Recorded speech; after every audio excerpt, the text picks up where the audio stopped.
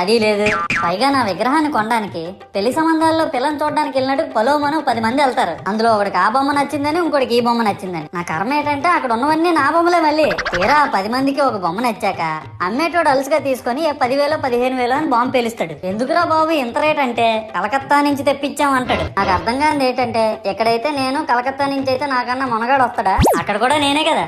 ఇలా నన్ను బజార్లో పెట్టి బేరం ఆడి నా మొహానికి ముసుగేసి వ్యాన్ ఎక్కిస్తారు. ఆ వ్యాన్ డ్రైవర్ గాడు నేను ఉన్నానని కూడా చూడకుండా ఏదో ఆలోచించుకుంటా డ్రైవ్ చేస్తా గతకల్లో గబ్బి గుబ్బి అని తెంచేసి నా కాల్లో చెయ్యి ఎరగొట్టేస్తాడు. ఈ విషయం చందాలు ఇచ్చిన చిన్నోళ్ళకి తెలిస్తే మళ్ళీ ఇరిగిపోయిన బొమ్మ పెట్టకూడదని ఏ బొమ్మ రాసి కవర్ చేసేస్తారు. సరేలే జరిగిందేదో జరిగింది, నా భక్తులే కదా కూల్ బ్రో అని చిల్లయ్యే లోపు నన్ను పందిర్లో పెట్టి ముసుగు తీసి నాకన్నా పొడుగున్నే సౌండ్ బాక్సులు 2 నా చెవులు పక్కన పెట్టి డీజే గణేష్ బ్రో అని చెప్పి నా పాటలను కూనీ చేస్తారు. సరేలే పిల్లలు కదా ఇప్పుడు కాకపోతే ఎప్పుడు ఎంజాయ్ చేస్తారు, కాసేపట్లో పూజ స్టార్ట్ చేస్తారని వెయిట్ చేస్తా ఉంటే ఆ 5 రూపాయల వ్రతకల్పన బుక్ చూస్తే